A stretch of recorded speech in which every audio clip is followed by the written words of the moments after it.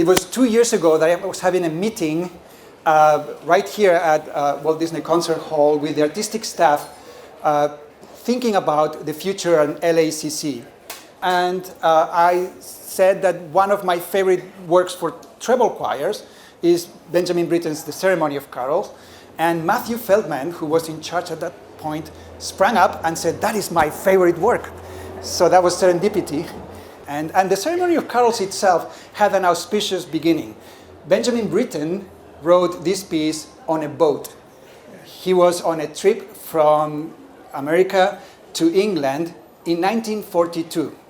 And in 1942, there were U-boats all over the Atlantic. So this boat had to try to find a way to avoid running into a German torpedo. And in that boat is where Benjamin Britten wrote The Ceremony of Carols. He had a book he wrote for reading called The English Galaxy of Short Poems. And he was so taken by these poems, which come from the 14th, 15th, and 16th century. He was so taken by them that he decided to set them to music. And he decided that he would send it for trebles and harp.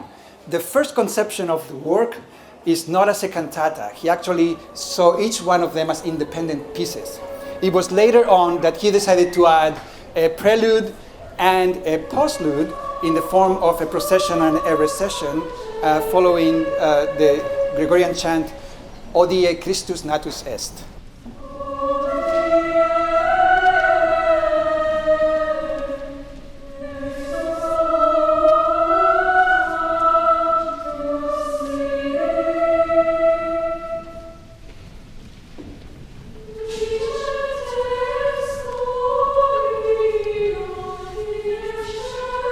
And then he added a harp interlude in the middle of the cantata based on that same material.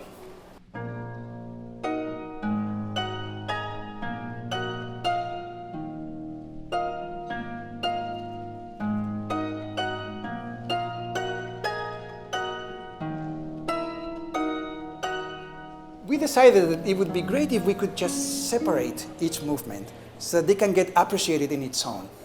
And so what we ended up creating is this program in which each movement is a point of departure. It's like a springboard that takes us to a different place that comments on whatever theme is evoked by this movement.